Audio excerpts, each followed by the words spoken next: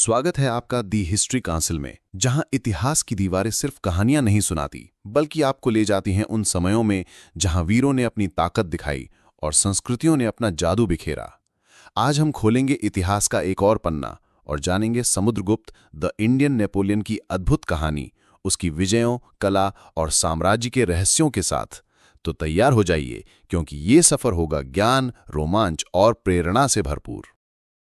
समुद्रगुप्त 335 ईस्वी से 375 ईस्वी तक गुप्त साम्राज्य के सबसे महान शासकों में से थे। उन्हें इंडियन नेपोलियन कहा जाता है क्योंकि उन्होंने लगभग पूरे उत्तर भारत और दक्षिण भारत तक विजय प्राप्त की। ऐतिहासिक शिलालेख प्रयाग प्रशस्ति लगभग चौथी शताब्दी ईस्वी में उनकी सैन्य सफलताओं का वर्णन है। उनका शासन भारतीय इतिहास में स्वर्ण युग की नींव बना। इतिहासकार V.A. स्मिथ ने सबसे पहले उन्हें नेपोलियन ऑफ इंडिया कहा था। अर्ली 20th सेंचुरी, ये उपाधि उनके असाधारण सैन्य अभियानों और विजयों के कारण दी गई, जो आज भी भारत के गौरवशाली अध्याय का हिस्सा हैं। समुद्रगुप्त का जन्म गुप्त वंश के शाही परिवार में हुआ। उनके पिता चंद्रगुप्त प्रथम और माता कुमार देवी लिच्छवी वंश से थीं।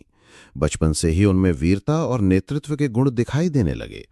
शिक्षा के दौरान उन्होंने शास्त्र, राजनीति, संगीत और शस्त्र विद्या में अद्भुत दक्षता हासिल की।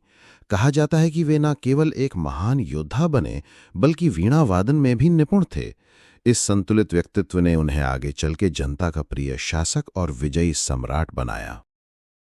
गुप्त वंश भारतीय इतिहास में एक सशक्त साम्राज्य के रूप में उभरा। इसकी नींव गंगा के मैदानी क्षेत्रों में पड़ी, जहां से ये धीरे धीरे उत्तर भारत में फैलता गया। गुप्त शासकों ने प्रशासन और राजनीति को स्थिरता दी, जिससे साम्राज्य मजबूत होता चला गया। साम्राज्य की राजधानी पाटलिपुत्र थी, जो उस समय शिक्षा, व्यापार और संस्कृति का केंद्र माना जाता था। गुप्त वंश की पारिवारिक पृष्ठभूमि वैवाहिक संबंधों और राजनीतिक गठबंधनों से और अधिक सुदृढ़ हुई। इस संगठित नींव ने आने वाले शासकों को शक्ति और प्रतिष्ठा प्रदान की, जिसके परिणाम स्वरूप भारत में स्वर्ण युग का सूत्रपात हुआ। समुद्रगुप्त का युवराज से सम्राट तक का सफर आसान नहीं था। गद्दी के उत्तराधिकार को लेकर दरबार में प्रतिस्पर्धा और संदेह का वातावरण बना। अनेक इतिहासकारों के अनुसार राजगद्दी पर बैठने से पहले उन्हें अपने प्रतिद्वंदियों का सामना करना पड़ा। ये संघर्ष केवल शारीरिक ताकत का नहीं, बल्कि धैर्य और राजनैतिक बुद्धिमत्ता का भी था। अंततः समुद्रगुप्त ने अपने साहस और योग्यताओं से सबको पीछे छोड़ दिया और राज सिंहासन पर आसीन हुए। शुरुआती दिनों में उन्हें विद्रोही सामंतों और सीमावर्ती इलाकों से चुनौती मिली, लेकिन दृढ़ निश्चय और स्पष्ट नेतृत्व ने उन्हें शीघ्र ही सफल शासक बना दिया। इस प्रकार सत्ता का ये आरंभिक चरण उनके असाधारण व्यक्तित्व और भविष्य की महान विजयों का संकेतक साबित हुआ। समुद्रगुप्त का साम्राज्य उनकी अद्वितीय सैन्य संगठन क्षमता पर टिका था। उनकी सेना केवल संख्या में बड़ी नहीं थी, बल्कि अनुशासन और प्रशिक्षण में भी अद्वितीय मानी जाती थी। हाथियों से सुसज्जित रथों की टुकड़ियां, धनुर्धारियों की पंक्तियां और घुड़सवार दस्ते सब स्पष्ट रणनीति के अनुसार चलते। समुद्रगुप्त की सबसे बड़ी विशेषता ये थी कि वे युद्ध भूमि में परिस्थितियों के अनुसार अपनी योजनाएं तुरंत बदल सकते थे।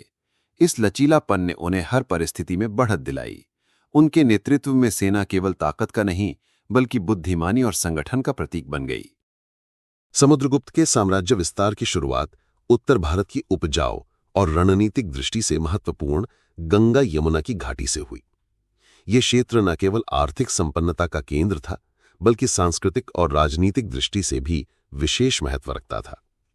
ऐतिहासिक शिलालेख बताते हैं कि उन्होंने यहाँ के अनेक गणराज्यों और छोटे छोटे राज्यों को अपने अधीन किया। उनकी विजय नीति केवल युद्ध तक सीमित नहीं थी, बल्कि स्थानीय शासकों को समझौते और अधीनता के रूप में जोड़कर साम्राज्य का हिस्सा बनाना भी थी। घाटी पर अधिकार पाने के बाद समुद्रगुप्त ने प्रशासनिक ढांचे को मजबूत किया और व्यापारिक मार्गों की सुरक्षा सुनिश्चित की। इस रणनीति से उन्होंने उत्तरी भारत की नींव को स्थिर और समृद्ध बनाया, जो आगे की विशाल विजयों के लिए आधार साबित हुई। समुद्रगुप्त का विजयी अभियान केवल उत्तर भारत तक सीमित नहीं रहा। उन्होंने अपने साम्राज्य को दक्षिण भारत तक फैलाने का साहसिक कदम उठाया। ऐतिहासिक अभिलेख बताते हैं कि उन्होंने नर्मदा पार कर कई शक्तिशाली राज्यों का सामना किया। ये अभियान कठिन भूभागों, घने वनों और अलग सांस्कृतिक वातावरण में लड़ा गया।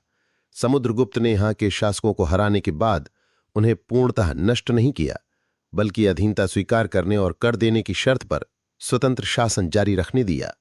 इस नीति ने न केवल उनकी शक्ति बढ़ाई, बल्कि दक्षिण के राज्यों को भी स्थिर और साम्राज्य से जुड़ा रखा। समुद्रगुप्त केवल युद्ध नीति में ही नहीं, बल्कि कूटनीति और विदेश नीति में भी अद्वितीय माने जाते थे। ऐतिहासिक अभिलेख दर्शाते हैं कि उन्होंने पड़ोसी राज्यों और दूरस्थ साम्राज्यों के साथ शांति और सहयोग की नीति अपनाई। दक्षिण पूर्व एशिया तक उनके संबंधों के प्रमाण मिलते हैं, जहां सांस्कृतिक और व्यापारिक आदान प्रदान हुआ। समुद्रगुप्त ने अन्य शासकों को स्वतंत्रता और सामरिक सहयोग देकर एक संतुलन बनाया, जिससे उनका साम्राज्य वैश्विक संपर्कों से जुड़ सका। यह नीति केवल साम्राज्य की प्रतिष्ठा बढ़ाने तक सीमित नहीं रही, बल्कि भारतीय संस्कृति को अंतर्राष्ट्रीय स्तर पर स्थापित करने का आधार भी बनी। दोस्तों, वीडियो में आगे बढ़ने से पहले एक छोटी सी गुजारिश।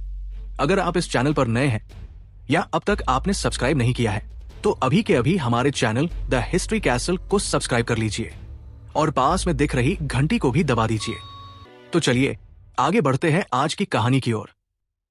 समुद्रगुप्त केवल अपने अनुयायियों के लिए ही नहीं, बल्कि अपने विरोधियों के लिए भी एक प्रभावशाली और भयभीत करने वाले शासक थे। ऐतिहासिक अभिलेखों और विदेशी स्रोतों के अनुसार उनके शत्रु उन्हें रणनीतिक, साहसी और अचूक विजेता मानते थे। युद्ध के मैदान पर उनकी सूझबूझ और अप्रत्याशित योजनाओं ने विरोधियों को चकित कर दिया।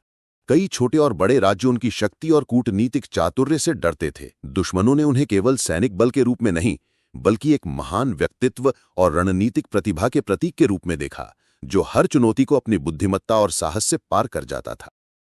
समुद्रगुप्त की वीरता और विजयों का सबसे प्रसिद्ध प्रमाण प्रयाग प्रशस्ति शिलालेख है। ये शिलालेख न केवल उनके अद्वितीय युद्ध कौशल का विवरण देता है, बल्कि उनके नेतृत्व, न्यायप्रियता और संस्कृति के प्रति सम्मान को भी दर्शाता है। इसमें उनके उत्तर भारत और दक्षिण भारत के अभियानों, सामरिक कुशलता और अद्भुत साहस का विस्तृत चित्रण मिलता है। शिलालेख से ये भी पता चलता है कि समुद्रगुप्त ने अपने प्रशासनिक और राजनैतिक कौशल से अपने साम्राज्य की नींव मजबूत की। प्रयाग प्रशस्ति उनके व्यक्तित्व, सामरिक और सांस्कृतिक योगदान का अमूल्य ऐतिहासिक दस्तावेज है।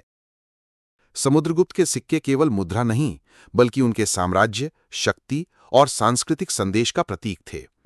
प्रत्येक सिक्के पर उनके विजय, देवता या प्रतीकात्मक चित्र उकेरे गए थे। ये सिक्के न केवल व्यापार के लिए उपयोगी थे, बल्कि उनके शासन और नीति की जानकारी भी देते थे, जो इतिहासकारों के लिए अमूल्य स्रोत बने। समुद्रगुप्त का शासन भारतीय इतिहास में स्वर्ण युग के आरंभ का प्रतीक माना जाता है। उन्होंने संस्कृति, कला और धर्म के विकास को प्रोत्साहित किया। मंदिरों, स्तूपों और स्थापत्य कार्यों को बढ़ावा देकर उन्होंने धार्मिक और सांस्कृतिक जीवन को समृद्ध बनाया। कला और साहित्य में भी उनका योगदान महत्वपूर्ण था, जिससे समाज में शिक्षा, ज्ञान और रचनात्मकता को बढ़ावा मिला। समुद्रगुप्त ने धर्मों के सहअस्तित्व और सांस्कृतिक विविधता को मान्यता दी, जिससे साम्राज्य में सामाजिक समरसता और कलात्मक अभिव्यक्ति की अनोखी छवि उभरी। उनके शासन ने भारत को विश्व स्तर पर सांस्कृतिक धरोहर के रूप में प्रस्तुत किया। समुद्रगुप्त केवल विजेता ही नहीं, बल्कि संगीत और कला में भी निपुण थे। उन्होंने संगीतज्ञों, नर्तकों और कलाकारों का संरक्षण किया। शास्त्रीय संगीत, नृत्य और चित्रकला के क्षेत्र में उनका योगदान अद्वितीय था। उनका साम्राज्य वीरता और सौंदर्य का अनोखा मिश्रण प्रस्तुत करता था, जो आज भी इतिहास और कला प्रेमियों के लिए प्रेरणा का स्रोत है। समुद्रगुप्त अपने शासन में धार्मिक सहिष्णुता और एकता के प्रतीक थे। उन्होंने हिंदू, बौद्ध और जैन धर्मों के पंथों को समान रूप से सम्मान दिया। प्रयाग शिलालेख में उल्लेख है कि उन्होंने विभिन्न धर्मों के मंदिरों का संरक्षण किया और धार्मिक अनुष्ठानों में भाग लिया। उनका उद्देश्य समाज में सामाजिक समरसता बनाए रखना और धार्मिक मतभेदों के बावजूद साम्राज्य को स्थिर रखना था। ये नीति उनके साम्राज्य की स्थायित्व और सांस्कृतिक धरोहर का आधार बनी। समुद्रगुप्त ने अपने साम्राज्य में कुशल प्रशासन और न्यायप्रिय शासन स्थापित किया। उन्होंने विभिन्न क्षेत्रों में अधिकारियों की नियुक्ति कर स्थानीय प्रशासन को मजबूत किया। प्रयाग शिलालेख में उल्लेख है कि उन्होंने कर प्रणाली, न्याय व्यवस्था और सेना के संगठन को व्यवस्थित किया। समुद्रगुप्त जनता की भलाई और सुरक्षा को सर्वोच्च प्राथमिकता देते थे। उनके शासन में लोग अपने अधिकारों और कर्तव्यों से परिचित रहते थे, जिससे साम्राज्य में स्थिरता, समृद्धि और जनता का विश्वास बना रहा। तो दोस्तों, अगर आपको ये ऐतिहासिक यात्रा पसंद आई हो तो इस वीडियो को लाइक करें, नीचे कमेंट करके बताएं आपको कैसा लगा, और अपने दोस्तों व परिवार के साथ शेयर जरूर करें ताकि हमारा इतिहास हर घर तक पहुंचे। आपके एक एक लाइक और कमेंट से हमें नई कहानियां लाने की प्रेरणा मिलती है।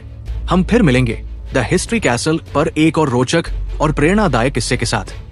तब तक मुस्कुराते रहिए, सीखते रहिए, अपने अतीत से जुड़िए और गर्व से कहिए, हम भारतीय हैं और हमारा इतिहास महान है।